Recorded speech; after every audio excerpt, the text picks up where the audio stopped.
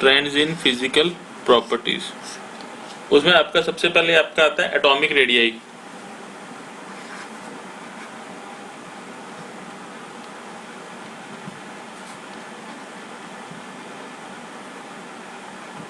Atomic radii या atomic radius.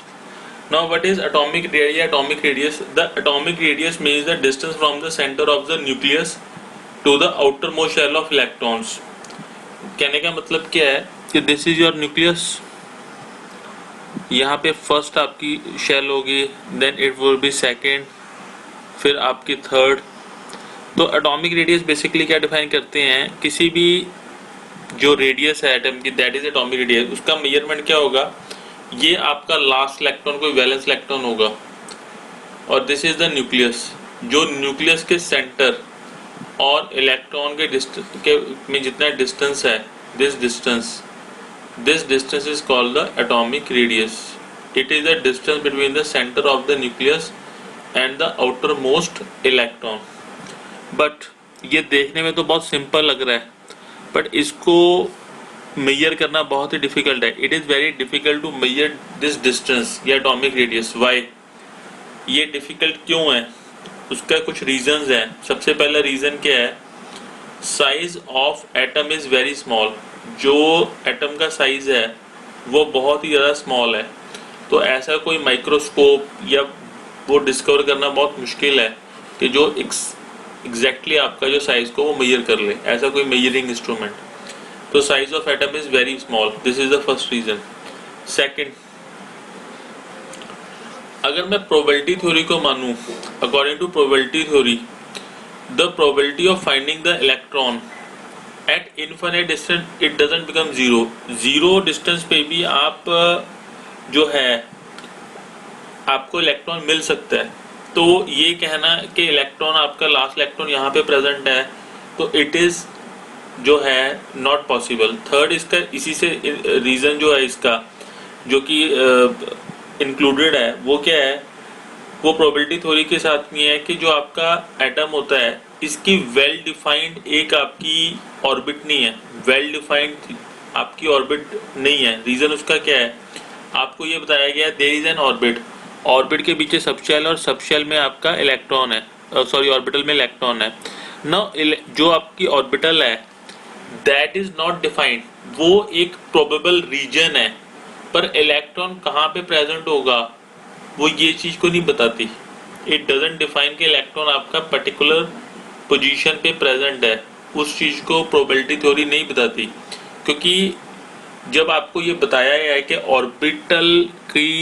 Orbit की तो डिफाइंड है ही नहीं, ठीक है, ऑर्बिट तो आपका बोहर से डिफाइन होता है। ऑर्बिट के अंदर सबशेल है, सबशेल के अंदर ऑर्बिटल है जिसमें इलेक्ट्रॉन प्रेजेंट है। ऑर्बिटल एक रीजन है, it is not a point, ये एक पॉइंट नहीं है, दिस इज ए रीजन। उस रीजन में इलेक्ट्रॉन कहीं भी प्रेजेंट हो सकता है। तो एक वेल डिफाइंड पॉइंट को रखना कि इलेक्ट्रॉन आपका इस पॉइंट पे प्रेजेंट है, एक भी किसी पॉइंट को डिफाइन करना कि इलेक्ट्रॉन लास्ट इलेक्ट्रॉन यहाँ पे प्रेजेंट है और डिस्टेंस d को मेजर कर लूँ, वो पॉसिबल नहीं है according to the probability theory. फिर लास्ट पॉइंट क्या है, it is not possible to isolate an atom and measure its radius. एक एलिमेंट को आइसोलेट करना, उसको माइक्रोस्कोप के अंदर रखना और रेडियस को मेजर करना, ये पॉसिबल नहीं है। एटम को आइसोलेट करते तो जरूर है, नो डाउट, कि आपने बॉन्डेड एटम्स को तोड़ दिया और एटम्स को अलग कर लिया, तो वो रैंडम पोजीशन पे होते हैं। बट एक पर्टिकुलर एटम को माइक्रोस्कोप के अंदर रखना ये पॉसिबल नहीं है। So these are the reasons कि जिसकी वजह से आप एटॉमिक रेडियस को फाइंड आउट नहीं कर सकते हो इंडिविजुअल एटम की, पर एटॉमिक रेडियस तो फाइंड आउट होती है, ठीक है। तो वो कैसे होती है, उसके कुछ तरीके होते हैं। जो एटॉमिक रेडियस आपको दी होती है इन पीरियोडिक टेबल, वो आपकी जो होती है वो किस तरीके से मेजर की जाती है, वो एक डिफरेंट तरीका है। अब वो कौन कौन से तरीके हैं जिससे मेजर की जा सकती है, तो उसको बताते हैं। पहले इतनी बात समझ में आई? Hello, yes sir. ठीक है। अब आगे इसको डिफाइन कैसे करेंगे हम, जो एटॉमिक रेडियस को डिफाइन कैसे करते हैं atomic radius is defined as the effective size which meets the distance of the closest approach of one atom to another atom in a given bonding situation. अब इसका मतलब क्या है? इसका मतलब ये है कि एक तो जो एटॉमिक रेडियस है वो इंडिविजुअल एटम की कभी भी फाइंड आउट नहीं हो सकती, वो हमको दो एटम्स की इकट्ठी फाइंड आउट करनी पड़ेगी। पहले का मतलब क्या है? एटॉमिक रेडियस हमेशा एक बॉन्डेड अप्रोच में होगी, एक दो एटम्स की बॉन्डिंग के बीच में हम एटॉमिक रेडियस को डिफाइन कर सकते हैं, अदरवाइज नहीं। अब एटॉमिक रेडियस के कुछ टाइप है, उससे मैं समझाता हूँ। एटॉमिक रेडियस आपकी जो होती है वो दो तीन टाइप की होती है। सबसे पहले तो आपकी आती है कोवलेंट रेडियस,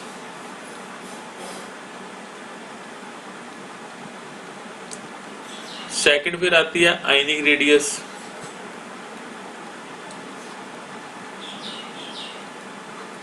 थर्ड आपकी आती है मेटालिक रेडियस,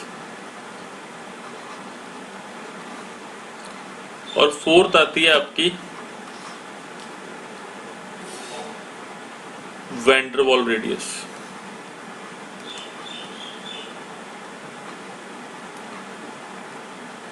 मतलब एटॉमिक रेडियस को डिफाइन करना है तो मुझको covalent radius, ionic radius, metallic radius या वैन डर वाल्स रेडियस की तरीके से डिफाइन करना पड़ेगा। अगर मैं सिंपली एटॉमिक रेडियस बोल लूं कि this atom has this radius तो वो मीनिंगलेस है। अब मुझे ये देखना पड़ेगा वो उसकी कोवलेंट रेडियस है, आयनिक रेडियस है, मेटालिक रेडियस है या वैन डर वाल्स रेडियस है। अब कोवलेंट रेडियस क्या होती है, आयनिक क्या होती है, मेटालिक क्या होती है, वैन डर वाल्स क्या होती है, ये हमको स्टडी करना पड़ेगा। अब सबसे पहले तो आपकी आती है, फर्स्ट आती है कोवलेंट रेडियस।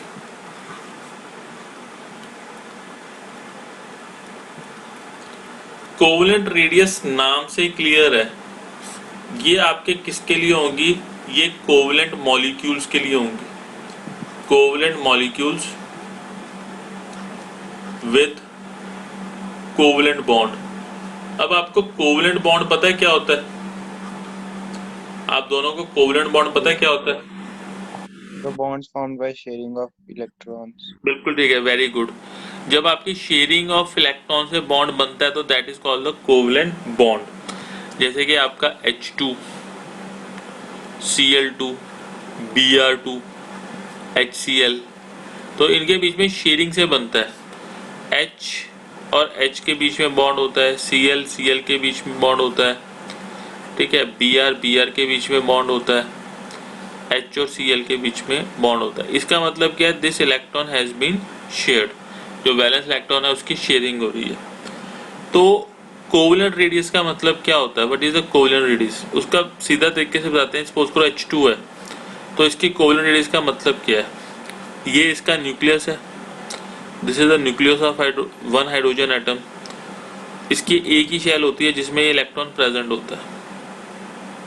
सिमिलरली ये दूसरा हाइड्रोजन, उसका ये न्यूक्लियस, और ये उसकी ऑर्बिट जिसमें इलेक्ट्रॉन प्रेजेंट है। अब जरा ध्यान से देखो, आप हाइड्रोजन एटम को आइसोलेट नहीं कर सकते पर H2 मॉलिक्यूल को आइसोलेट कर सकते हो। अब H2 मॉलिक्यूल में ये हाइड्रोजन है, this is hydrogen atom, this is hydrogen atom. Size दोनों का डिफरेंट लग रहा है पर है सेम। ये हाइड्रोजन एटम, ये hydrogen, this hydrogen atom they are in the bonded state. ये आपके बॉन्डेड स्टेट में है, बंधे हुए एक दूसरे से। अब मेरा काम क्या है कि इनके सेंटर, दिस सेंटर और दिस सेंटर, इसके बीच में मैं क्या निकालूंगा? डिस्टेंस निकालूंगा, d। उस d को निकाल लिया, ठीक है, that is the inter nuclear distance between the hydrogen atoms. जो रेडियस होगी हाइड्रोजन एटम की, it will be r will be equal to d/2, उसका आधा होगी। तो this will be r covalent of hydrogen atom. ये कितनी होगी? d/2। So this will be the covalent radius. ये इसकी क्या होगी? ये कोवलेंट रेडियस होगी। इसका मतलब क्या? Hydrogen in the bonded state has d/2। हालांकि ये पूरी तरीके से सही नहीं है, दिस इज रॉन्ग। इसमें गलती बता सकते हो क्या है? Why it is wrong? इसमें गलती ये है आपकी कि देखो, ये डी दो एटम्स के बीच में डिस्टेंस है। अब हालांकि अगर आप लॉजिकली देखो तो जो हाइड्रोजन एटम है वो यहां से लेके यहां तक है, ठीक है, यहां तक ये है, ओके, ठीक है, जो इसकी रेडियस है। पर मैं कहां तक कंसिडर कर रहा हूं,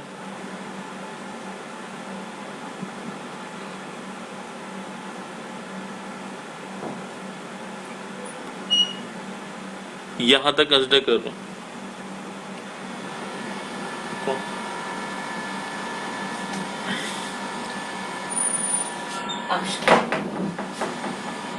सर ये समझ नहीं आया। कोई नहीं, समझाते हैं तो।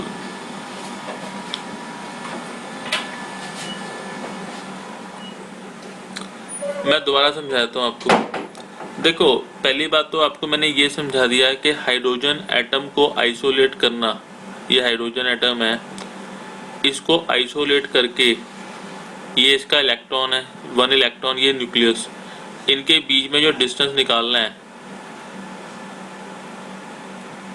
दैट विल बी आर, ये चीज आर होगी आपकी, ठीक है।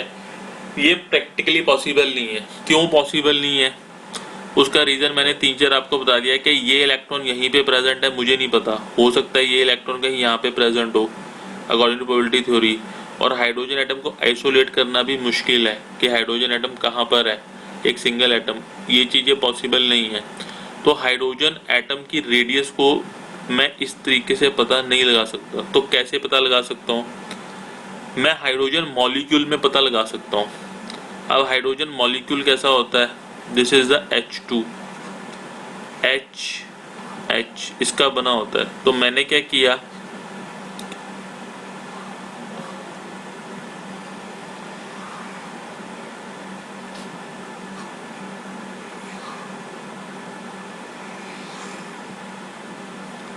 नो, इसका वैलेंस इलेक्ट्रॉन यहाँ तक है, ठीक है, इसका वैलेंस इलेक्ट्रॉन यहाँ तक है। मैंने इसके सेंटर और इसके सेंटर में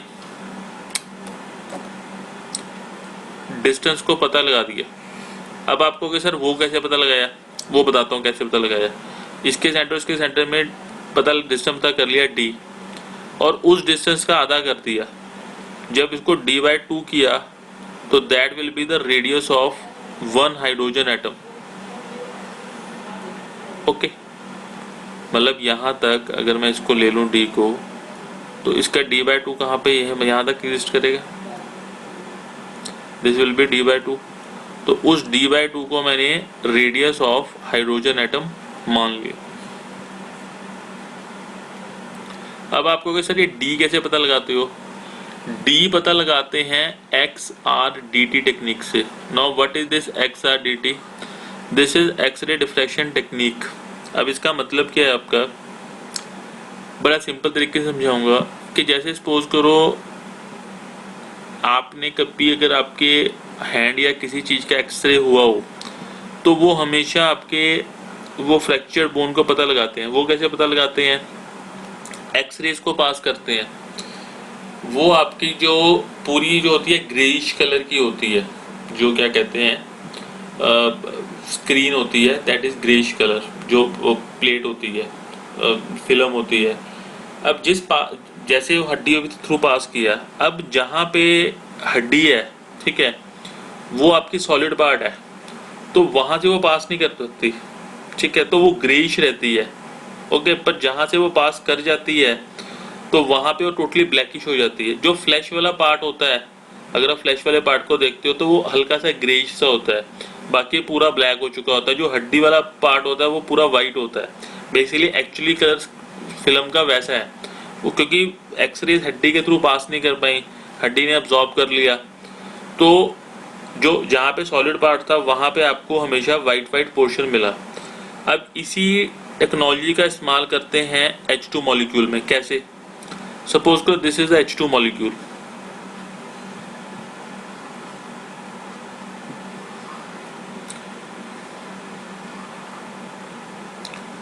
जो हमने रदरफोर्ड एक्सपेरिमेंट किया था उसमें आपको बता दिया गया था कि जो ये पोर्शन है nucleus, this is heavily dense, ये हेविली डेंस है।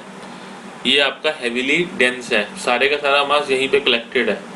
जब एक्सरेज को पास करते हैं इस मॉलिक्यूल के थ्रू, तो जो ये वाले सेंटर वाला पोर्शन है, यहाँ पर क्या होगा, आपका कुछ भी आपकी जो रहेगी ये अनचेंज रहेगा, ये व्हाइटिश पार्ट रहेगा और बाकी सारे का सारा क्या हो जाएगा, ब्लैक। तो जो आपको दो स्पॉट इस किस्म से मिलेंगे, तो उनके स्पॉट के बीच में जब डिस्टेंस को मेजर करेंगे, that will be the D. तो इसको माइक्रोस्कोप पे पता नहीं लगाते, इसको एक्स रे डिफ्रैक्शन टेक्निक से इम्प्रेशंस को स्टडी करते हैं। जो इम्प्रेशन आपके व्हाइट कलर के आए उनको स्टडी किया, उनके बीच में डिस्टेंस को मेजर किया, तो that distance is the internuclear distance between the two nucleases of hydrogen atom. वो मुझे डी मिल गया और उसको d/2 कर दे तो रेडियस ऑफ हाइड्रोजन मुझको मिल जाएगी। पर मैं ये कह रहा था कि इसमें कुछ प्रॉब्लम है। पहले तो ये मेथड समझ में आया, how radius is being find out, कि रेडियस को कैसे फाइंड आउट करते हैं। Hello, Yes, sir. गुरपंत समझ में आ गया आपको? Yes, sir. अब इस मेथड में गलती है, वो गलती मैं डिस्कस कर रहा हूं आपसे। वो गलती ये है कि बोथ हाइड्रोजन, ये दोनों हाइड्रोजन जो हैं, ये शेयरिंग में है। शेयरिंग मतलब क्या है कि कुछ हिस्सा एक का दूसरे में है, दूसरे का पहले वाले में है। मेरी जो एक्चुअल रेडियस बनती है एटम की, वो ये बनती है। This is the actual radius जो बननी चाहिए, आर एक्चुअल। पर मैं क्या ले रहा हूं, मैं यहां तक ले रहा हूं।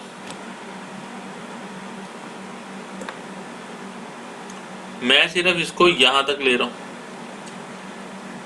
d/2 ले रहा हूं ना, ठीक है।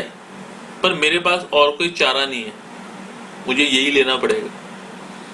उसका रीजन है कि आइसोलेट फॉर्म में तो मैं कर ही नहीं सकता इस डिस्टेंस को, और इसको फाइंड आउट करने का मेरे पास कोई तरीका नहीं। इस डिस्टेंस को, तो ये वाला डिस्टेंस है, ये वाला डिस्टेंस, इसको फाइंड आउट करने का कोई तरीका नहीं है। तो उसमें स्लाइटली डिफरेंस आता जरूर है, जो एक्चुअल रेडियस है और जो मैं कोवेलेंट रेडियस को मेजर कर रहा हूँ, बट वो इस मेथड की लिमिटेशन है। This is the limitation of this method. ये बात समझ में आती है आप लोगों को? Yes, Yes, sir. sir. ठीक है, चलो।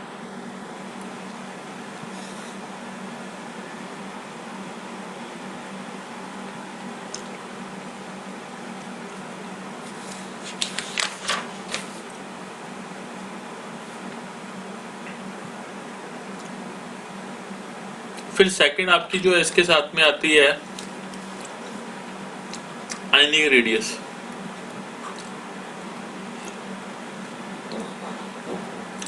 अब आयनिक रेडियस जरूरी आपकी होगी किसमें, वो आयनिक कंपाउंड्स में होगी।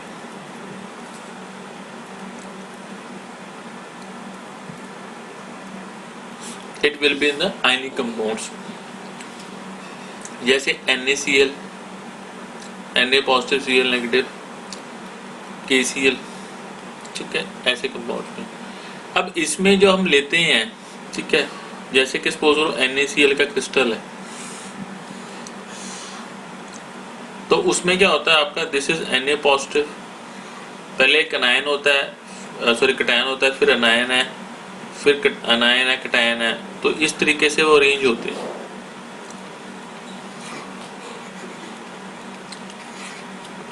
इसको क्रिस्टल लैटिस भी बोलते हैं।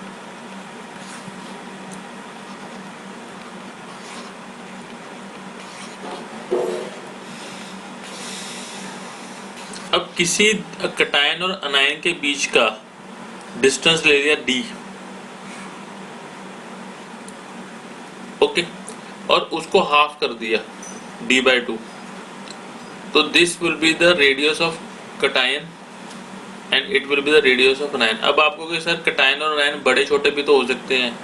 जनरली हम जो क्रिस्टल लैटिस को चूज करते हैं, उसमें हमें पहले से पता होना चाहिए जो कटायन एंड अनायन है, इनका साइज अप्रोक्सीमेटली इक्वल है। ये नॉलेज हमें पहले से होनी चाहिए। ऐसा नहीं कर सकते कि कटायन छोटा ले लें, अनायन बहुत बड़ा ले लें, फिर तो आपका जो वो आएगा कि रेडियस में जो एरर आएगा वो बहुत ज्यादा आएगा। जैसे सपोज करो NaCl का साइज सेम ही होता है, बट सपोज करो मैं NaI का साइज ले लेता हूँ, Na पॉजिटिव I नेगेटिव। अगर मैं इस चीज को कंसिडर करता हूँ तो गड़बड़ी होगी। क्यों? क्योंकि Na पॉजिटिव का साइज छोटा होता है और जबकि I नेगेटिव का साइज बहुत बड़ा होता है। जब मैंने इनके सेंटर के बीच में डिस्टेंस को मेजर किया d और उसको d/2 किया तो वो कहीं बीच में यहाँ कहीं आएगा, तो उसमें क्या होगा, आपका सोडियम की रेडियस बहुत बड़ी आपको नजर आएगी। तो वो चीज को हमने नहीं करना है। हमने जब भी लेनी है आयनिक रेडियस तो साइजेस को सेम हमने रखना है। तो दिस इज द वे। अब आपको कि सर हमें साइजेस का कैसे पता चलेगा कि कौन सा बड़ा है कौन सा छोटा है, उसका एक तरीका होता है, वो बताएंगे अभी बाद में। जब sizes of cation and anion को डिस्कस करेंगे तो आपको बताएंगे।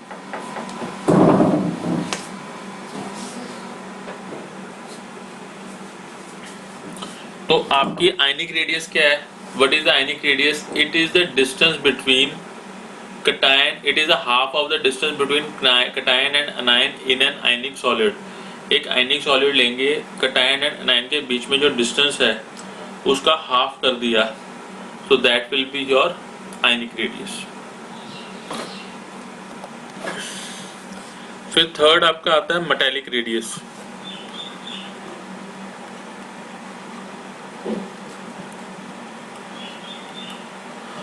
अब मेटालिक रेडियस किस में होगी? वो मेटालिक सॉलिड्स में होगी। मेटालिक सॉलिड शायद अभी तक आपने किए नहीं है 9th में। Now what are metallic solids? पहले मेटालिक सॉलिड्स को डिस्कस करते हैं। जो मेटल होता है जैसे कि सोडियम है Na, ये आपका 11 होता है atomic number, 1s2 2s2 2p6 3s1। अब जब Na की मेटल की बात करते हैं तो इसका जो लैटिस होता है, जो एग्जिस्ट करती है सोडियम, वो किस फॉर्म में करती है?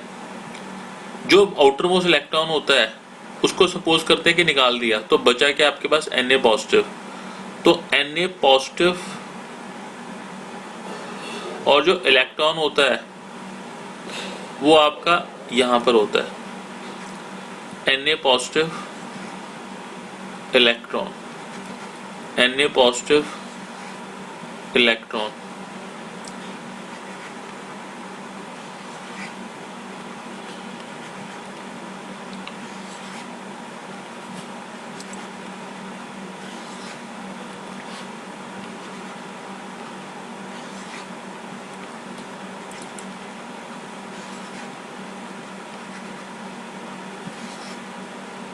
अब जरा ध्यान से सुनना मेरी बात। इस चीज को हम कैटायन नहीं बोलते। This thing is not called the cation. इसको बोलते हैं हम कर्नल। अब आपको कि सर ये कर्नल कैसे है? तो कैटायन है। देखो कैटायन नहीं है ये, मेटालिक सॉलिड में इसको कर्नल बोला जाता है। और जो ये वाला इलेक्ट्रॉन है इसको बोला जाता है आपका मेटालिक इलेक्ट्रॉन। अब होता क्या है, ये पॉजिटिव है या नेगेटिव है, तो पॉजिटिव और नेगेटिव के बीच में एक बॉन्डिंग होती है, इसको बोलते हैं metallic bonding. This thing is called the metallic bonding.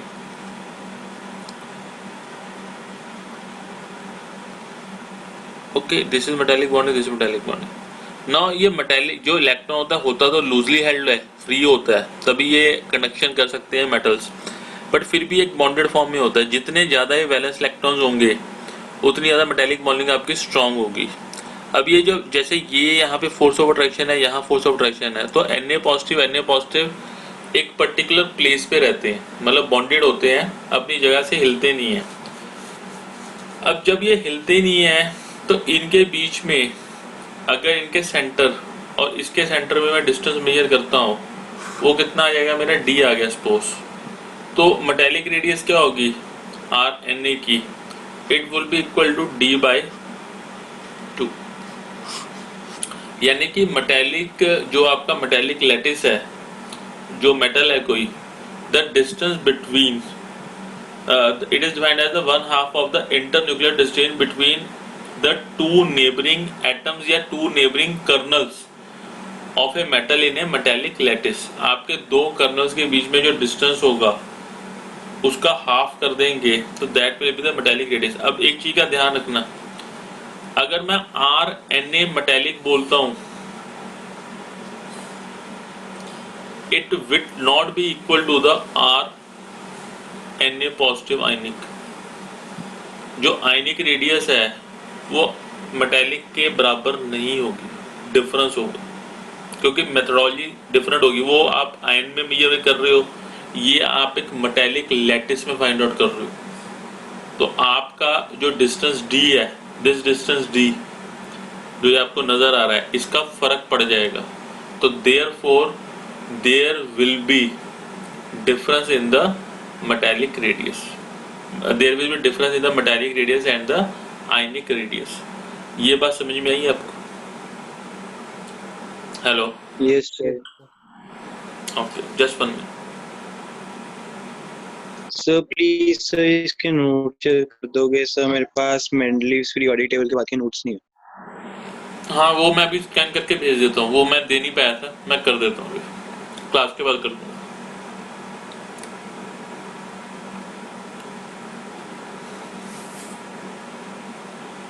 ये अभी ना रिकनेक्ट कर लेना, ये टाइम लिमिट खत्म हो गई है.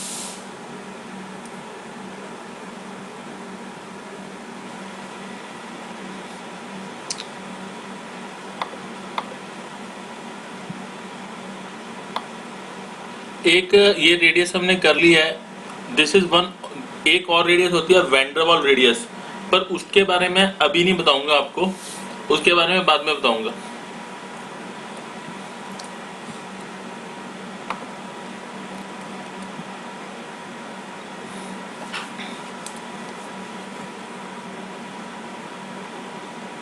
अब यहाँ पे आपकी आती है variation of atomic radii in A periodic table.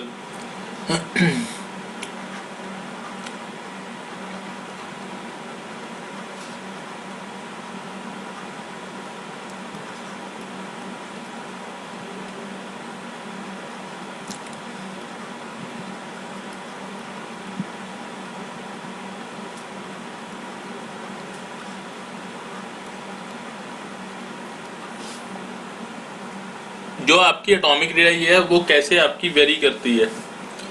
सबसे पहले वेरिएशन इन ए पीरियड. हमने वेरिएशन को स्टडी करना है in a period.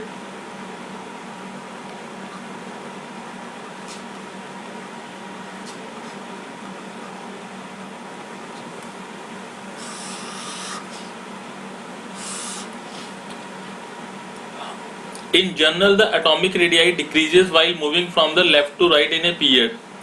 It may be explained on the basis of increase in nuclear charge along the period. With increase in atomic number, the magnitude of nuclear charge increases by 1 unit, while the corresponding addition of one electron takes place in the same principal shell. Since the electrons in the same principal do not screen or push other from the nucleus, the increase in nuclear charge is not neutralized by the extra valence electrons. Hence result the electrons are filled closer to the nucleus. ये मैं बताता हूँ क्या discussion है. Just 1 minute.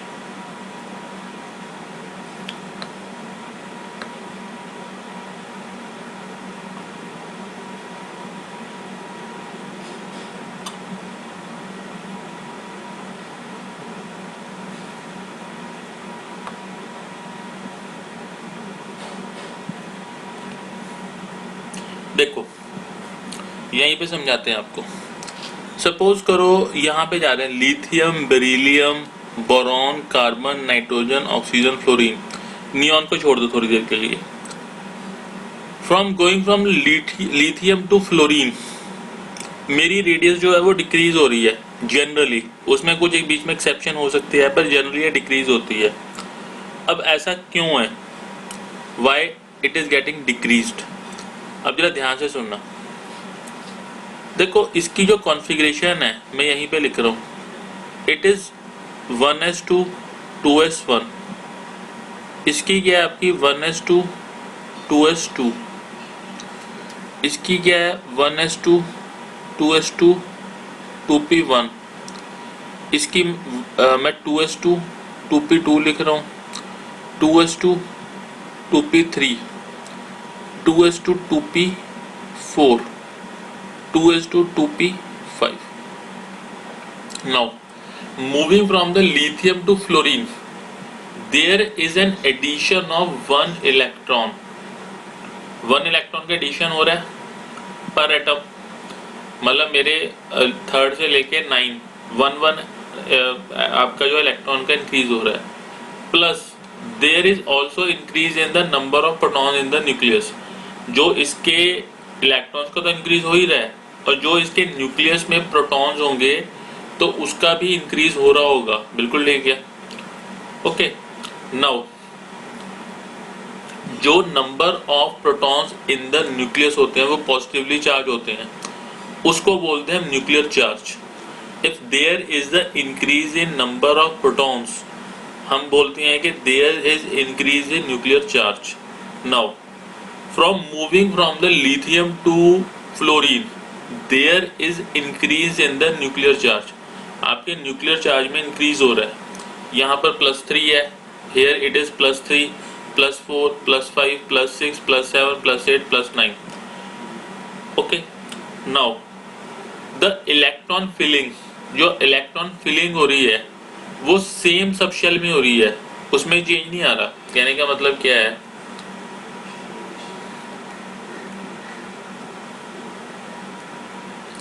कि जैसे यहाँ पे लिथियम था, दिस वाज द न्यूक्लियस, ये न्यूक्लियस था.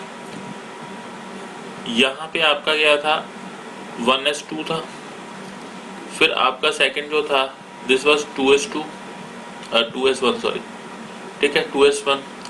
इसमें 3 आपके क्या थे प्रोटॉन थे.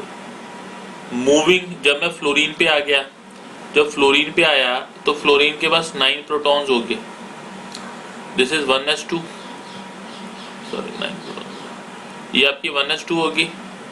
और दिस इज 2s2 2p5. अब जरा ध्यान से देखना, ये सेंटर ऑफ द न्यूक्लियस है और यहाँ पे इसका आउटर मोस्ट रेडियस है. दिस इज सपोज कर लो R है. यहाँ पे 9 प्रोटॉन, ठीक है, और ये भी आपका ऑलमोस्ट R ही रहेगा, चेंज नहीं होगा. क्यों चेंज नहीं होगा? क्योंकि n = 2 यहाँ पर भी है, n = 2 यहाँ पे भी है.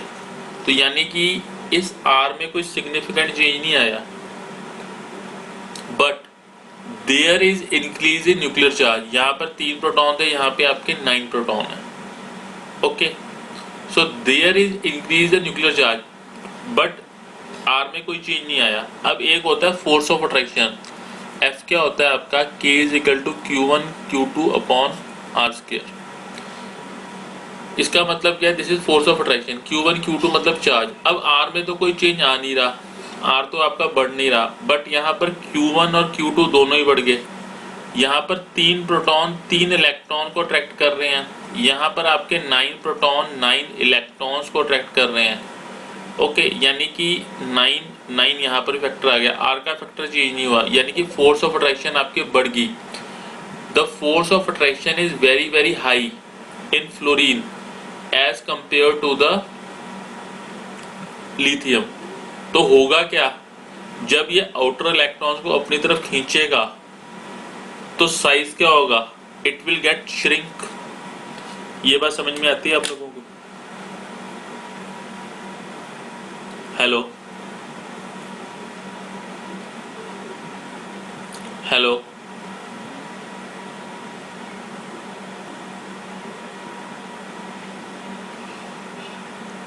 हेलो, ये बात समझ में आती है? This is okay? Yes sir. ठीक है, यानी कि while moving from lithium, मैं रिपीट करता हूँ अपनी बात को, while moving from the lithium to fluorine, there is increase in the nuclear charge because of addition of neutrons in the nucleus, but the electrons they are being filled in the same subshell. वो आपके या इन the same shell, वो 2 shell में ही भरते जा रहे हैं. Shell number increase नहीं हो रहा, डिस्टेंस इंक्रीज नहीं हो रहा, but the electrons they are being filled in the same shell. Nuclear charge increase हो गया बट डिस्टेंस इंक्रीज नहीं हुआ, due to which the size get shrinked. Size क्यों आपका छोटा हो गया? फोर्स ऑफ अट्रैक्शन बढ़ गया, इसकी वजह से साइज आपका छोटा हो गया। So while moving from lithium या alkali metal to halogen the size of atom decreases in general. कुछ एक्सेप्शन हो सकते हैं, वो क्या होती है वो बाद में समझाऊंगा। But while moving from left to right in a period the size decreases. ये बात समझ में आ गई? This is the first trend, ये आपका पहला ट्रेंड था। ये बात समझ में आती है आपको? While moving from lithium to fluorine, up to fluorine है, ओके, ग्रुप 17 तक आपका साइज क्या होगा? डिक्रीज करेगा। इतनी बात समझ में आती है? चलो ठीक है, अब आते हैं वेरिएशन। हाँ, वेरिएशन इन ए ग्रुप। अगर मैं लिथियम से फ्रेंशियम की तरफ बढ़ रहा हूं in a group, I am moving from the upper to down, मैं अप से नीचे जा रहा हूं, तो साइज पे क्या फर्क पड़ेगा? The atomic radii will increase while moving from top to bottom in a group. क्यों? अब उसका रीजन क्या है? देखो, जब लिथियम से सोडियम पे गया तो यहाँ पर आपके 3 है प्रोटॉन, यहाँ पर 11 प्रोटॉन हुए, नंबर ऑफ इलेक्ट्रॉन भी बढ़ गए, 3 इलेक्ट्रॉन, फिर 11, 19, 37, 55, 87। न्यूक्लियर चार्ज तो बढ़ रहा है, यहाँ पर 3 प्रोटॉन, फिर 11 प्रोटॉन, फिर 19, 37, 55, 87। So there is increase in nuclear charge, तो साइज तो डिक्रीज होना चाहिए, जो मेरा लॉजिक पीछे था। नहीं, उसका काउंटर लॉजिक क्या है? ये लॉजिक तो बिल्कुल ठीक है कि न्यूक्लियर चार्ज बढ़ रहा है तो लॉजिकली तो साइज डिक्रीज होना चाहिए, पर साइज इंक्रीज हो रहा है। उसके साथ दूसरी आर्गुमेंट क्या है कि ठीक है, मान लिया न्यूक्लियर चार्ज बढ़ रहा है, पर एक और प्रॉब्लम भी है। वो प्रॉब्लम क्या है आपकी? This is 1s2 2s1। नीचे वाली कॉन्फ़िगरेशन क्या हो जाएगी? इट वुड बी 3s1, इससे नीचे वाली 4s1, इससे नीचे वाली 5s1, इससे नीचे वाली 6s1, इससे नीचे वाली 7s1। There is increase in shells, आपकी आउटर शेल में भी एडिशन हो रहा है। कहने का मतलब क्या है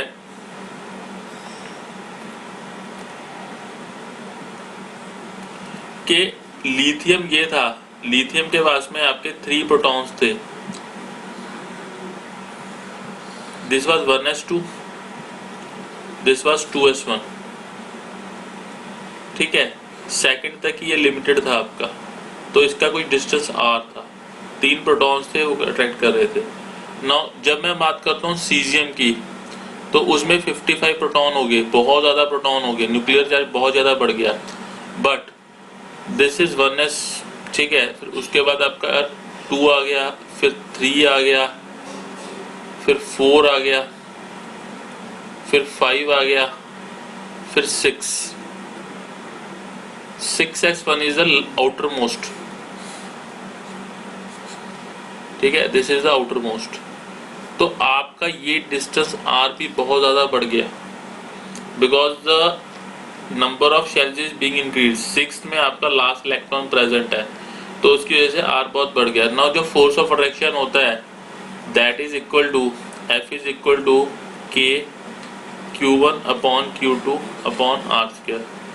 Q1 Q2 तो बढ़ गए, 55 प्रोटॉन हो गए, 55 इलेक्ट्रॉन हो गए, तो काफी ज्यादा चार्ज हो गया। बट ये R भी आपका बड़ा है और R स्केयर है डिनोमिनेटर में, इस R का इफेक्ट, ठीक है, इन दोनों से बढ़ गया।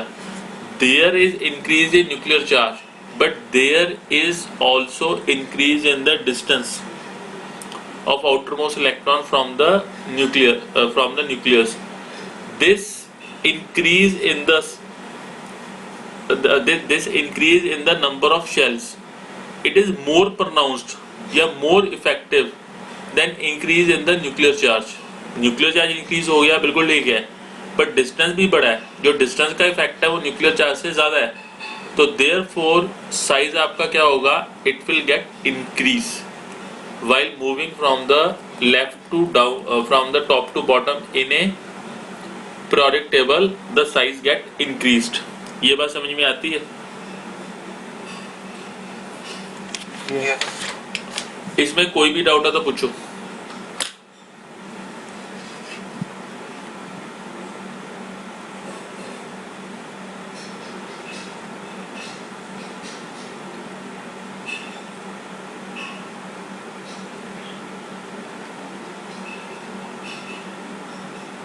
चलो आगे बढ़ता हूँ फिर मैंने अभी तक आपको क्या बताया था, लिथियम 2F तक जाते हुए आपका क्या होता है, साइज डिक्रीज होता है, पर जब नियॉन की बारी आती है तो नियॉन का साइज ज्यादा होता है as compare to the fluorine. अब ऐसा क्यों हुआ? While moving from the lithium to fluorine, the size get decreases, but after that there is a increase in size. Neon का साइज आपका ज्यादा होता है एज कंपेयर टू फ्लोरीन। अब ऐसा क्यों हुआ? ऐसा इसलिए हुआ कि जो आपकी नियॉन की जो रेडियस होती है वो कोवलेंट आयनिक या मेटेलिक नहीं होती। उसको जो हम मेजर करते हैं वो वेंडर वॉल रेडियस उसकी मेजर करते हैं। अब यहाँ पर आपका जो कॉन्सेप्ट आता है वो आपका आता है वेंडर वॉल रेडियस का। Now what is the vendor wall radius?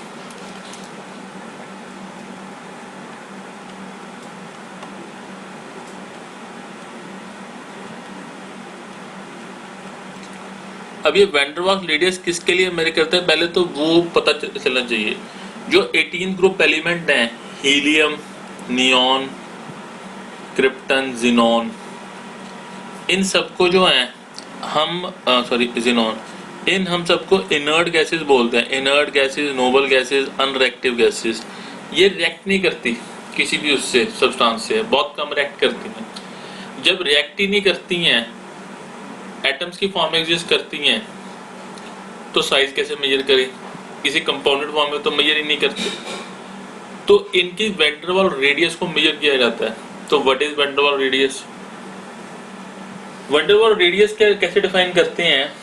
It is defined as the half of the internuclear distance between two adjacent atoms of the substance in the solid state.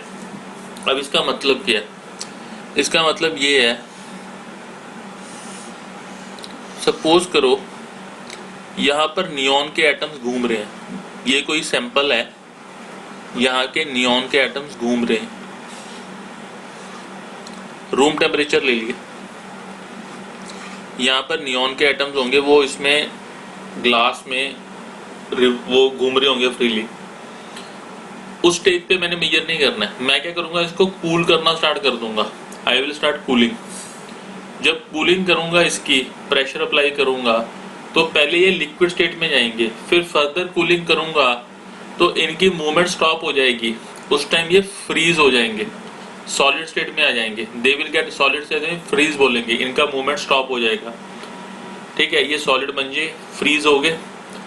उस case में मैं इनका distance measure करूंगा, दो adjacent atoms का, किन्हीं भी दो एडजेसेंट एटम्स का मैं डिस्टेंस मेजर करूंगा। उस डिस्टेंस को नाम दे दूंगा डी।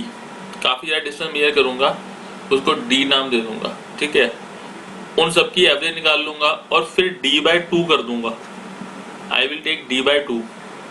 d/2 जब करूंगा तो वो यहाँ कहीं पे d/2 एग्जिस्ट कर रहा होगा आपको, तो वो d/2 क्या होगा?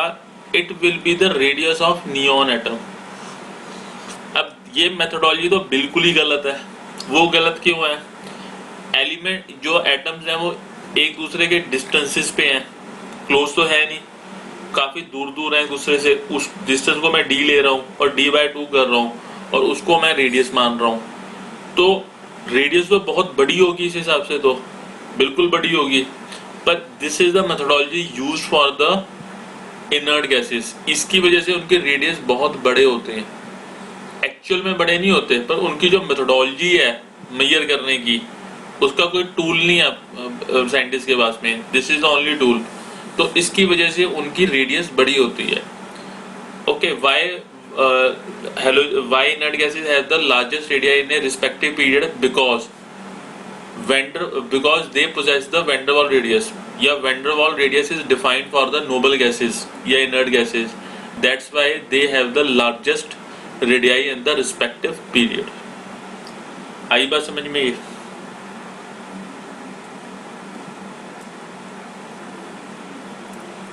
Hello, Yes, sir.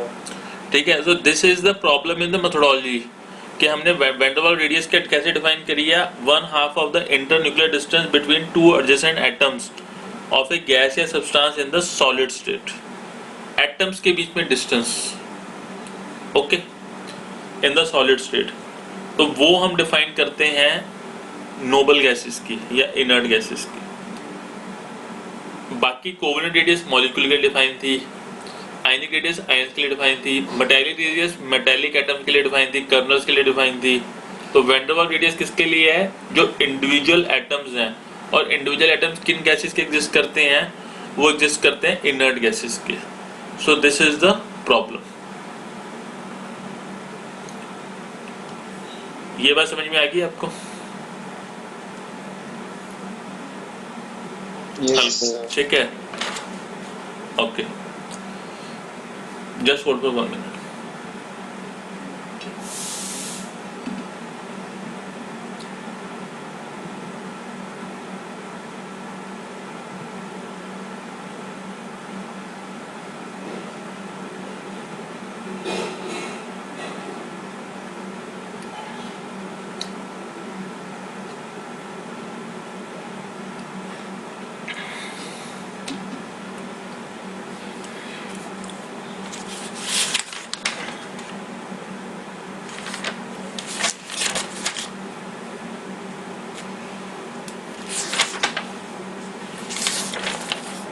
चलो, ये आपके हो गए. फिर उसके बाद में आपका एक ट्रेंड आता है. वो ट्रेंड भी डिस्कस करना जरूरी है आयनिक रेडियस से related.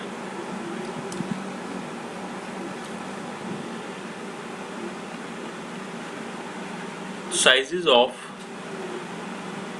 cations and anions.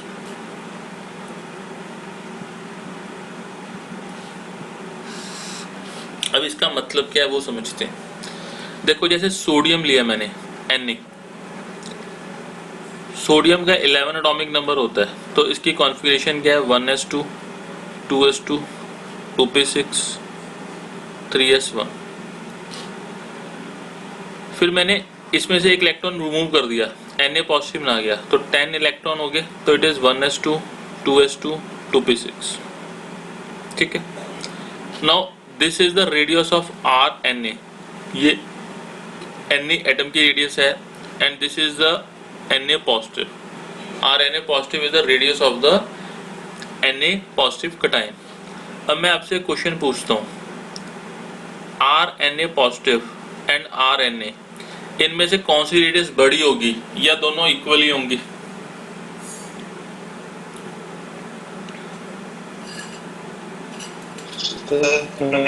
RNA बड़ी होगी सर.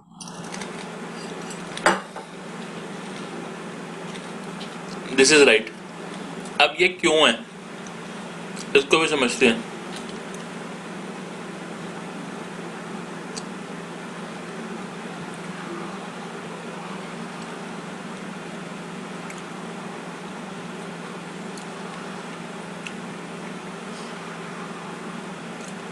ये आपका न्यूक्लियस है, ठीक है, Na एटम का.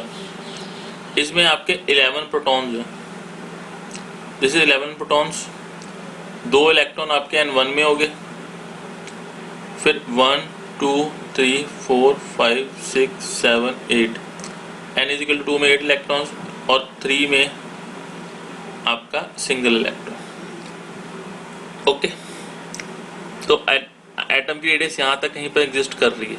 ओके. अब मैंने इलेक्ट्रॉन को रिमूव कर दिया. I am removing the electron. तो आउटर मोस्ट में इसी में से जाएगा इलेक्ट्रॉन. तो फिर दिस इज 11 प्रोटॉन्स. प्रोटॉन्स को तो कुछ भी नहीं हुआ. N is equal to 1, 2 electrons. फिर 1 2 3 4 5 6 7 8 Na-2 में 8 इलेक्ट्रॉन, 3 आपका रिमूव ही हो गया। अब ये Na positive, now radius of Na positive smaller than R Na positive. क्यों? यहाँ पर 2 रीजन है इसके। सबसे पहला तो removal of outermost shell, आपका जो आउटर मोस्ट शेल है वही रिमूव हो गया। यहाँ पर Na=3, पहले यहाँ तक का डिस्टेंस था, अब वो 3 पे इलेक्ट्रॉन ही प्रेजेंट नहीं है, इलेक्ट्रॉन ही आपके यहाँ तक प्रेजेंट है, तो थर्ड तो आपकी बिल्कुल ही रिमूव होगी। तो removal of outermost shell, this is the first reason. Second reason, increase in effective nuclear charge. अब इसका मतलब क्या, उसको समझो। देखो यहाँ पर 11 प्रोटॉन्स थे, 11 प्रोटॉन्स 11 इलेक्ट्रॉन्स को अट्रैक्ट कर रहे थे। यहाँ पर अब 11 प्रोटॉन्स 10 इलेक्ट्रॉन्स को अट्रैक्ट कर रहे हैं। There is increase in nuclear charge per electron, electron कम हो गए, प्रोटॉन ज्यादा है, so there are more number of protons per number of electrons. तो आपके 11 प्रोटॉन्स 10 इलेक्ट्रॉन्स को खींच रहे हैं अपनी तरफ, so there is increase in the effective nuclear charge, therefore size get reduced. So these are the 2 reasons. पहला reason removal of outermost shell, second increase in the effective nuclear charge. क्यों? क्योंकि एक electron remove हो गया और आपके 11 protons तो उतने ही हैं, वो तो आपके कम हुए नहीं। ठीक है, effective nuclear charge per electron increases, तो देयरफॉर जो आपके इलेक्ट्रॉन्स है they are more effectively attracted towards the nucleus. तो इसकी वजह से आपकी रेडियस क्या होगी, वो डिक्रीज होगी। ये बात समझ में आई आपको? ओके, अब इससे कंक्लूजन क्या निकलती है? कंक्लूजन ये निकलती है, size of cation is always smaller than the parent atom.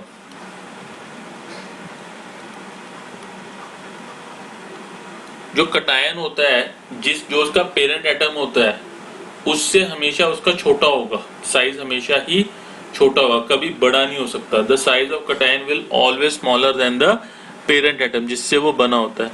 This is the first thing. ये बात समझ में आती है आपको?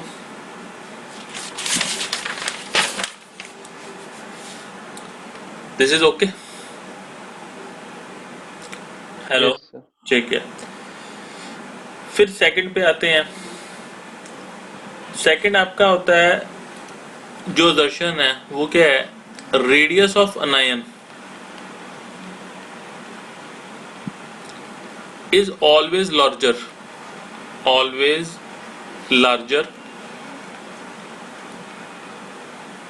than parent atom। अब इसका मतलब क्या है? जैसे क्लोरीन है, 1s2 2s2 2p6 3s2 3p5 17 होता है इसका एटॉमिक नंबर।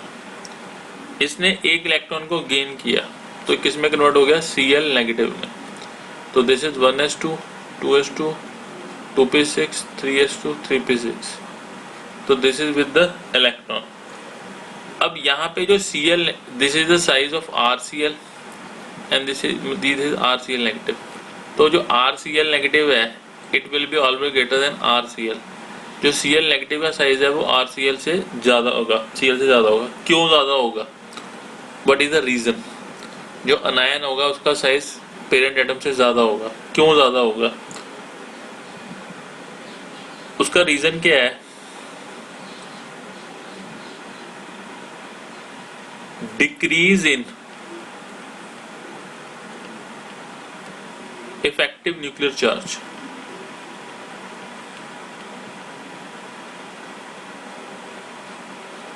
यहां पर आपके नंबर ऑफ प्रोटॉन्स कितने हैं, 17, या न्यूक्लियर चार्ज क्या है आपका 17।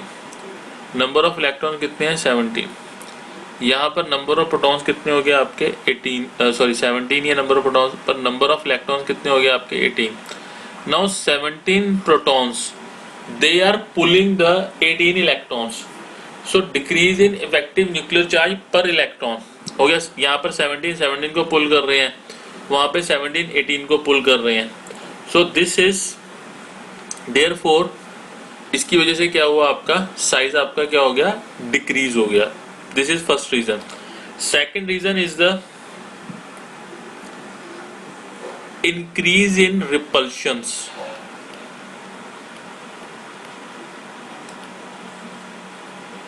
There is increase in repulsion. अब इसका मतलब क्या है? इसका मतलब ये है आपका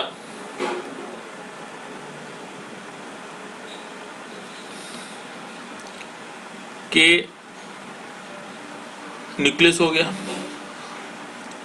यहाँ पे 2 इलेक्ट्रॉन 1s2 में, देन आपका 2s2 2 पे 6 8 इलेक्ट्रॉन 1 2 3, फिर आपका 3s2 3 पे 5 था, 1 2 3 4 5 6 7 कुछ रिपल्शन थी, जो ये इलेक्ट्रॉन थे ये रिपेल कर रहे थे इसको। अब एक इलेक्ट्रॉन एक्स्ट्रा आ गया, एक इलेक्ट्रॉन एक्स्ट्रा आ गया 3 पे 6, तो रिपल्शन आपकी इंक्रीज होगी। When there is increase in repulsion, ये नेगेटिव चार्ज इलेक्ट्रॉन है, ये नेगेटिव इलेक्ट्रॉन को धक्का मारेंगे तो थोड़ा सा इसको क्या करेंगे? एक्सपैंड करेंगे। So this will be the reason. इस वजह से आपका साइज क्या होगा? इंक्रीज होगा। तो there are 2 reason. First, there is a decrease in effective nuclear charge, and second there is the increase in repulsion, because जो इलेक्ट्रॉन आपका ऐड हुआ वो आउटर मोस्ट शेल में हुआ, so there is increase in repulsion। ठीक है, तो इस वजह से क्या हुआ? साइज आपका बड़ा हुआ, there is increase in size। तो यानी कैटायन का साइज हमेशा छोटा होगा पेरेंट एटम से, और अनायन का साइज हमेशा बड़ा होगा। ये बात समझ में आती है? Yes sir. ठीक है। अब इसी के साथ एक और चीज जो बहुत बहुत इंपॉर्टेंट है,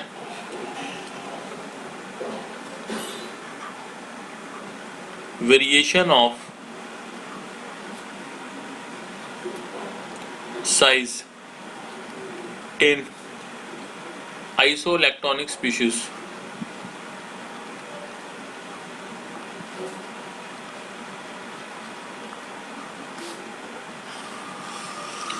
यशित, आइसो इलेक्ट्रॉनिक स्पीशीज क्या होते हैं? What are isoelectronic species?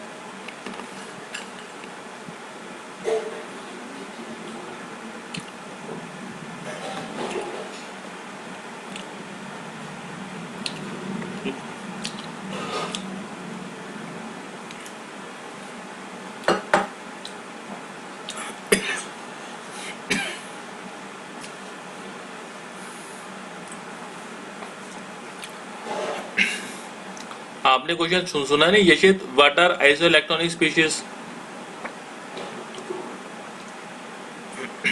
Yes sir.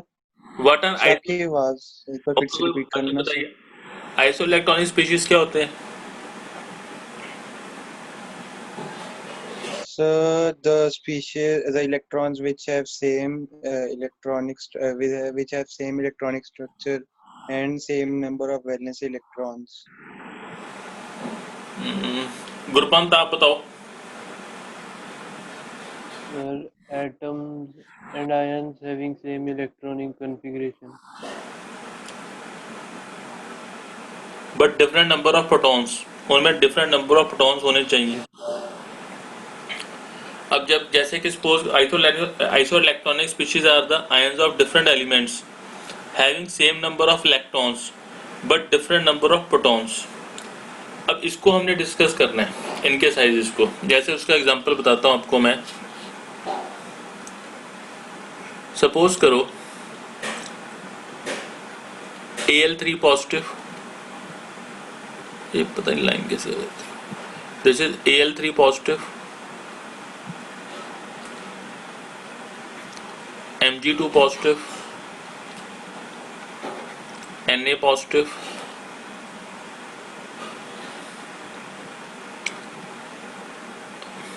F negative, O2 negative,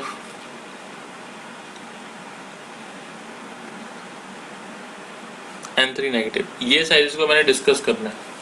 अब यहाँ पे देखो नंबर ऑफ इलेक्ट्रॉन्स क्या हैं।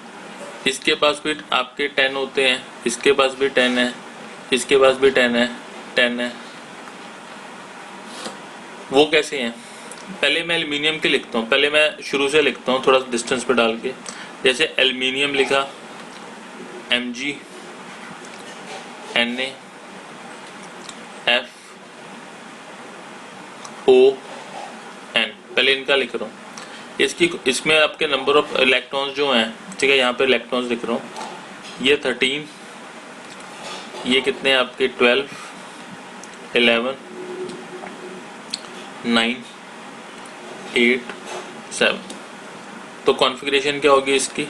It would be 1s2, 2s2, 2p6, 3s3, नहीं सॉरी 3s2, 3p1। इस केस में आपका मैं सिर्फ आउटर ही लिख रहा हूँ 3s2, 3p1। इस केस में आपकी सॉरी गलत लिखा गया, दिस इज 3s1। ये आपका क्या होगा? It would be 2s2, 2p5।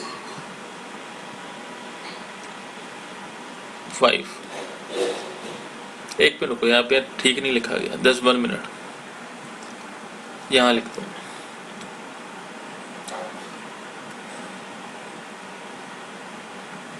This is aluminium, magnesium,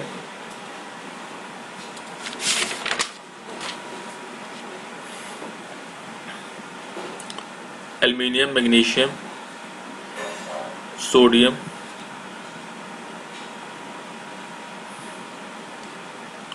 F, O, N। इस पे नंबर ऑफ इलेक्ट्रॉन या Z इसका कितना होता है? Z इसका होता है आपका 13। नंबर ऑफ इलेक्ट्रॉन Z तो चेंज होता है। नंबर ऑफ इलेक्ट्रॉन 13, इसमें 12, इसमें 11। फ्लोरीन के केस में आपके 9, 8, 7। कॉन्फ़िगरेशन इसके लिखते हैं 1s2, 2s2, 2p6, 3s2, 3p1। This is 1s2, 2s2, 2p6,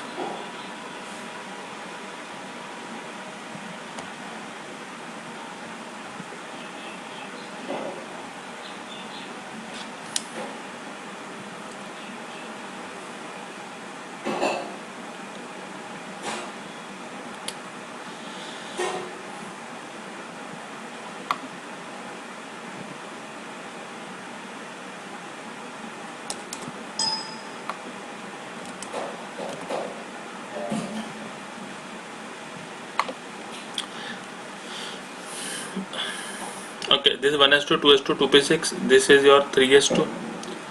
Now this is 1s2, 2s2, 2p6, 3s1। ये आपका 1s2, 2s2, 2p5, 1s2, 2s2,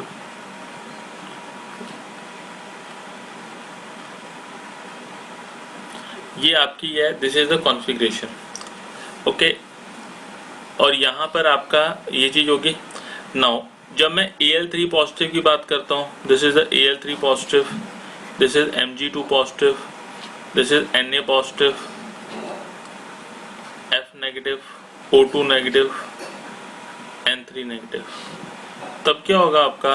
3 positive मतलब ये इसके दोनों तीनों इलेक्ट्रॉन चले जाएंगे, तो it will B 1s2 2s2 2p6, इसके दोनों इलेक्ट्रॉन चलेगी। This is 1s2 2s2 2p6, इसका ये इलेक्ट्रॉन चला गया, तो it is 1s2 2s2 2p6।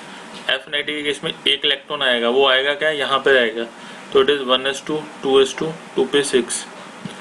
This is also 1s2 2s2, दो इलेक्ट्रॉन यहाँ पे आएंगे, तो it would be 2p6।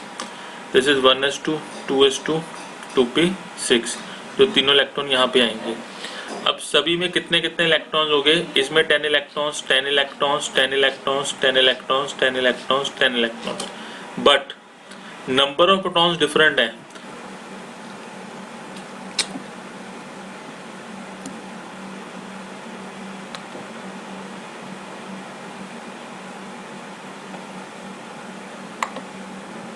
Hello, हाँ मैं ये कह रहा था यहाँ पे 13 इसमें प्रोटॉन है, इसमें 12 है, इसमें 11 है, here it is 9, here it is 8 and 8 is 7। अब जरा ध्यान से देखो, नाउ नंबर ऑफ इलेक्ट्रॉन्स तो सब में 10-10 है, सब में 10-10 है, ओके, कॉन्फ़िगरेशन भी सबकी सेम है 1s2 2s2 2p6, बट यहाँ पर जो 7 इलेक्ट्रॉन्स हैं, 7 protons, they are attracting 10 electrons. यहाँ पर 8 protons they are attracting 10 electrons, यहाँ पर 13 protons they are attracting the 10 electrons. So जो आपका इफेक्टिव न्यूक्लियर चार्ज है, effective nuclear charge, it increases from N3 negative to Al3 positive. यहाँ पर maximum nuclear charge होगा, यहाँ पर मिनिमम होगा। अगर मैक्सिमम इफेक्टिव न्यूक्लियर चार्ज है तो it will have the minimum size, और इसका क्या होगा, आपका maximum size. So this is the method to find out the sizes of the isoelectronic species. जहाँ पे आपका मिनिमम न्यूक्लियर चार्ज है वहाँ पे साइज मैक्सिमम होगा, और जहाँ पे मैक्सिमम इफेक्टिव न्यूक्लियर चार्ज है उसका मिनिमम होगा। तो देयरफॉर अगर साइजेस की बात करता हूँ तो साइजेस क्या होंगे, दिस ओके। यहाँ पर मैंने एक चीज को स्किप किया है, स्किप किसको किया है मैंने, नियॉन को स्किप किया, क्योंकि नियॉन आपकी आइसोइलेक्ट्रॉनिक स्पीशीज नहीं है, मतलब आइसोइलेक्ट्रॉनिक स्पीशीज तो है पर वो इस क्राइटेरिया में मैच नहीं करती। क्यों, क्योंकि ये मैं आयनिक रेडियस को मेजर कर रहा हूँ, नियॉन की आयनिक रेडियस मेजर नहीं हो सकती, उसकी वेंडरवाल होगी। जब वेंडरवाल को मेजर करूंगा तो वो इससे भी ज्यादा होगी, it will be greater than the N3 negative, क्योंकि उसकी वेंडरवाल रेडियस को मेजर करूं। आई बात समझ में? हेलो, नाउ दिस क्वेश्चन, ये क्वेश्चन आपका again and again, such type of question वो आपके जेई मेंस में अगेन एंड अगेन आया, बहुत बार ये क्वेश्चन रिपीट हुआ है। The size of isoelectronic species, ये डिपेंड करता है इफेक्टिव न्यूक्लियर चार्ज पे। जिसके नंबर ऑफ इलेक्ट्रॉन्स ज्यादा होंगे, नंबर ऑफ प्रोटॉन्स कम होंगे, उसका मिनिमम इफेक्टिव न्यूक्लियर चार्ज है और उसका साइज मैक्सिमम होगा। और जिस केस में आपके इलेक्ट्रॉन्स कम होंगे पर आपका न्यूक्लियर चार्ज मैक्सिमम है, मतलब नंबर ऑफ प्रोटॉन्स ज्यादा है, तो उसका मैक्सिमम न्यूक्लियर चार्ज होगा, तो उसका साइज क्या होगा, it will have the minimum size. ये बात समझ में आई? Hello, yes sir. अच्छा, एक क्वेश्चन देता हूँ, जरा वो ट्राई करना है।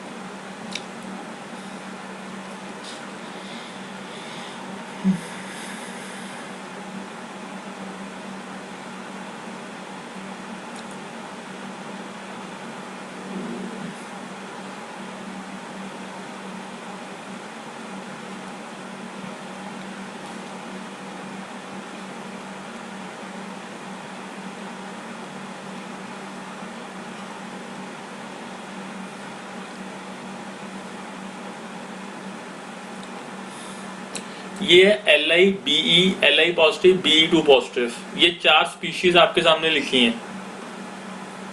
ये समझ में आ रहा है आपको? Li positive, Be2 positive, these are 4 species, ठीक है, ये 4 आपकी स्पीशीज हैं।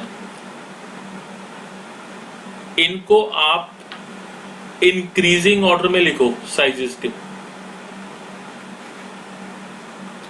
मतलब यहां पे आपका मिनिमम से लेके मैक्सिमम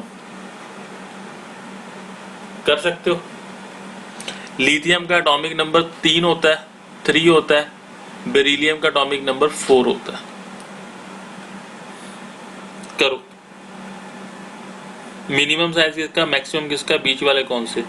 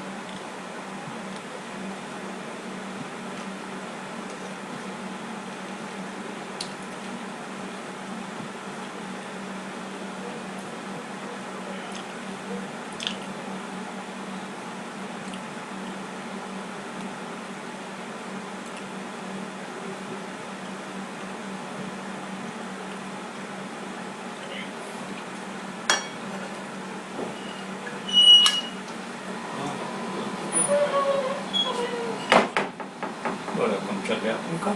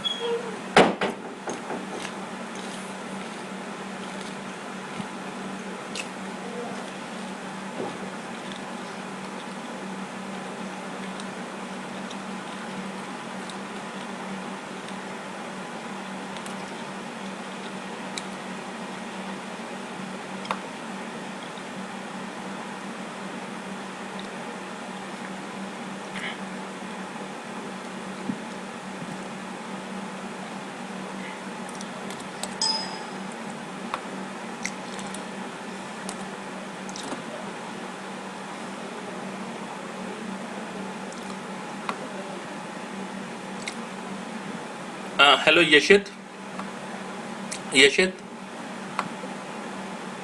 यस सर। आपने जाना है तो आप चले जाइए, आपका फिजिक्स का टेस्ट है ना, आप चले जाइए। ये क्वेश्चन का आंसर मैं आपको बाद में। हाँ जी, क्या जी? हेलो, हाँ ठीक है, वो मैं कर दूंगा। ठीक है, आप चले जाइए, कोई बात। Okay bye. गुरपंत, एक Yes, sir. Just 1 minute.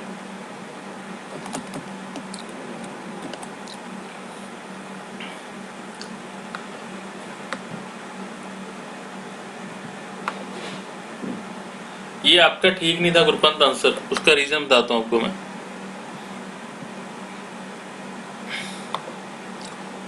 आप पहले इसकी कॉन्फ़िगरेशन लिखो।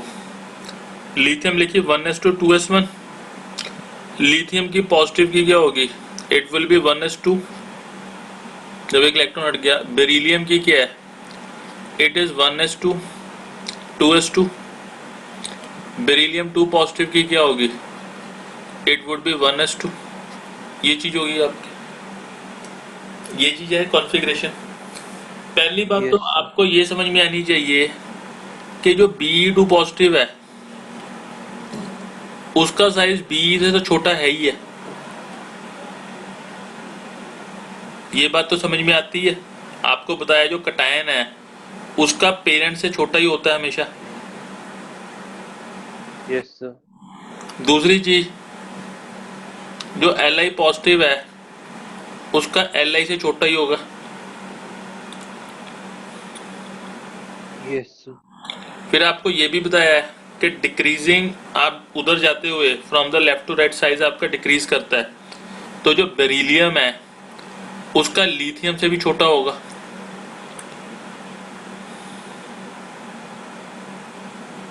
Yes, sir. बताई थी ना अभी बात ये, ठीक है। यानी कि जो लिथियम है वो बेरिलियम से भी बड़ा है, लिथियम पॉजिटिव से बड़ा है और बेरिलियम B2 पॉजिटिव से बड़ा है, तो लिथियम तो सबसे बड़ा है ही है। ये बात तो समझ में आती है आपको? Yes, sir. तो लिथियम तो बिगेस्ट हो गया आपका, ठीक है। और मिनिमम कौन सा है? जो Be2 पॉजिटिव है वो B से छोटा है, ठीक है। Be2 पॉजिटिव B से छोटा है, 1s2 ही है। और दूसरी चीज, Yes, sir. ये भी 1s2 ही है। अब यहाँ पे 4 आपके प्रोटॉन्स हैं, यहाँ पे आपके कितने प्रोटॉन्स हैं? 3 प्रोटॉन है, ठीक है। 4 प्रोटॉन 2 इलेक्ट्रॉन्स को अट्रैक्ट कर रहे हैं। यहाँ पर आपके जो 3 प्रोटॉन्स हैं वो 2 इलेक्ट्रॉन्स को अट्रैक्ट कर रहे हैं, तो यहाँ पर न्यूक्लियर चार्ज बढ़ गया। तो यानी कि छोटा सबसे ज्यादा कौन सा होगा? Be2 positive. ये बात समझ में आती है? Yes, sir. अब इतनी चीज तो समझ में आ गई आपको कि सबसे बड़ा तो लिथियम और सबसे छोटा Be2 पॉजिटिव। अब कंपटीशन किस में बचता है? कंपटीशन आपका बचता है बेरिलियम और Li पॉजिटिव में, कि इनमें कौन सा चीज क्या है। अब यहाँ पे 4 प्रोटॉन्स 4 इलेक्ट्रॉन्स को कर रही हैं, ठीक है। यहाँ पर 3 प्रोटॉन्स आपके 2 इलेक्ट्रॉन्स को कर रहे हैं। अब ये थोड़ी कंट्रोवर्शियल चीज है कि इन दोनों में से बड़ा कौन सा है, क्योंकि कोई ऐसी डायरेक्ट रिलेशनशिप आपको मिलती नहीं है। ओके, तो इसका मैं भी नहीं आपको बता सकता, वैल्यूज लेके बता सकता हूँ, पर मैंने आपको मिनिमम और मैक्सिमम का पूछा था। तो मिनिमम आपका Be2 पॉजिटिव और मैक्सिमम आपका Li।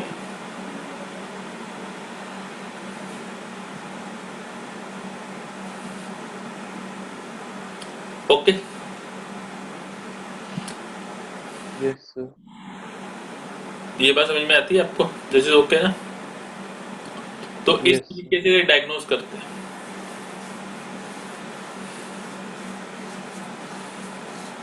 बाकी अभी और भी करेंगे, ठीक है। उसमें डायगोनल रिलेशनशिप आती है, वो बाद में कराएंगे आपको। तो ये इसका तरीका है, इसको रिवाइज करना लेक्चर को। नोट्स में अभी आपको शेयर कर देता हूँ, इसके सारे नोट्स मैंने शेयर नहीं किए थे, मैं अब कंप्लीट नोट शेयर कर देता हूँ आपको सारे।